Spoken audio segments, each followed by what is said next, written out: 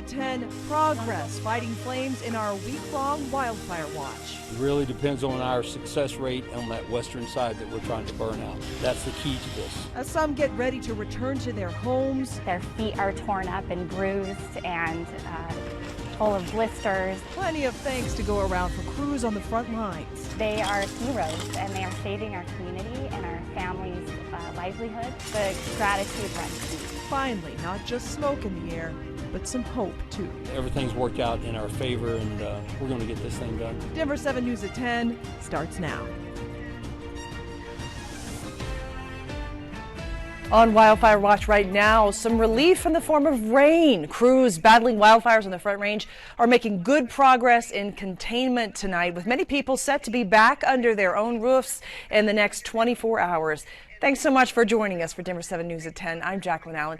Let's get to what people need to know. Taking a look at our map of wildfires, the Alexander Mountain and Quarry fires closer to being under control than this time last night, and the Stone Canyon fire completely contained now.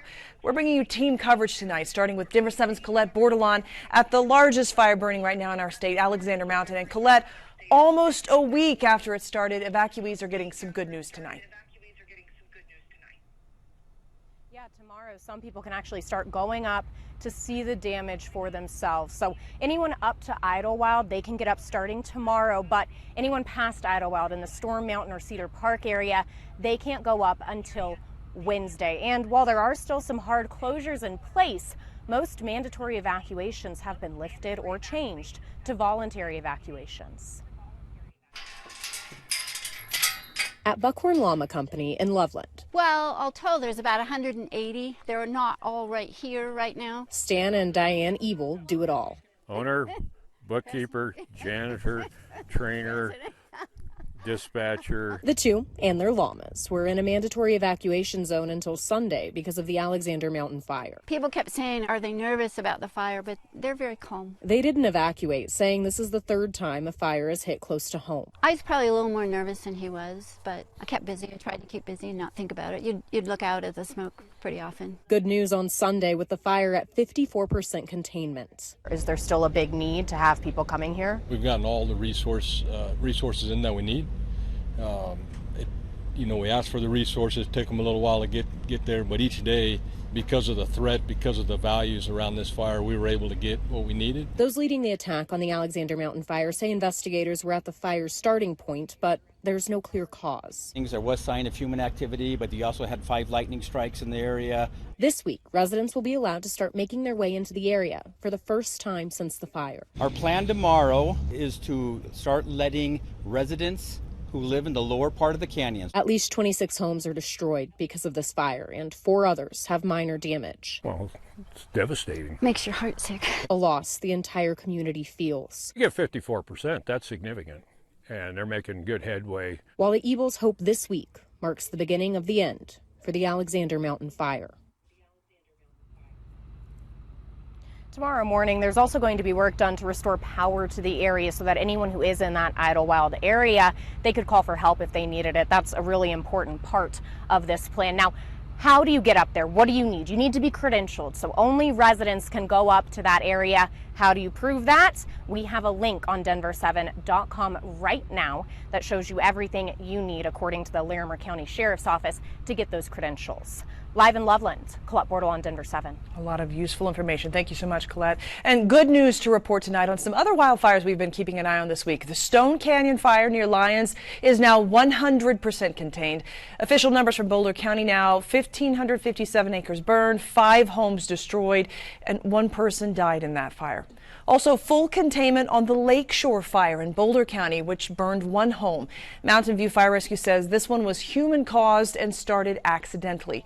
Over on the western slope, 5% containment of the Bucktail fire. This one's near Nucla in Montrose County. More than 35 acres have burned there. Let's get over to the Quarry fire in Jefferson County. This one is now 35% contained, 472 acres burned. Denver 7's Claire Lavazorio joins us live at Chatfield High School, where, Claire, many gathered this evening for a pretty special thank you for our firefighters. Tonight when firefighters showed up here at Chatfield Senior High School, you could smell the wildfire smoke just coming off of their trucks. It's been a long week for those firefighters on the front lines, but the community was here with signs and cheers to show their support as those firefighters were switching out their shifts. The gratitude runs deep. Gratitude is why this group is gathered outside Chatfield Senior High School Sunday night, waiting for a special arrival. It is an overwhelming feeling. Jefferson County families are here to thank the firefighters who have been working hard on the front lines since the Quarry fire sparked last Tuesday. I know that they're literally saving our families' homes and our community. I know that their feet are torn up and bruised and full of blisters. Lindsay Datko with the parent group Jeffco Kids First is spearheading this community-wide thank you. She says over the past 72 hours, the organization has donated $15,000 worth of supplies to the firefighters. At 9 p.m. the word came, and at 9:42 or about there, we had people at Walmart buying 50 sets of towels and soap and had it delivered for the firefighters to be able to shower. The number of firefighters growing. The Jefferson County Sheriff's Office's nearly 20 agencies make up the 190 boots on the ground. Those crews experiencing some rain on the fire lines for the first time. Got good rain here today, and it was pretty exciting, but after evaluation, it really had no effect on the fire one way or the other. Still, containment is now up to 35%. Now the focus will be on controlled burns on the west side in a steep area that hasn't been mitigated in a long time. If those go well, it could open the door for more families to return home. Once we have that done, it will really open up for mandatory evacuations being lifted. In the meantime, Lindsay says the community will continue to show their support, one cheer at a time. They are heroes, and they are saving our community and our families' livelihoods. We learned today from the Jeffco Sheriff's Office nearly 75% of the firefighters working the Quarry fire are volunteers. Remember, mandatory evacuations remain in place for 4 neighborhoods as of tonight. But Jacqueline, if we get more rain like this, that will be welcome news for the firefighters on the front lines. I'm live outside of Chatfield Senior High School tonight. Claire Lavazorio, Denver 7. And they are heroes. Thank you so much, Claire. And you can hear the rain on Claire's umbrella, see the wind. You know, that is a little bit of a reprieve from the hot, dry conditions at the Quarry fire lines today. Some rain did push through the area this afternoon, helping keep firefighters on the front lines just a little bit cooler. So let's bring in Chief Meteorologist Mike Nelson tonight. And Mike, you're expecting temperatures to drop even more soon, even more relief.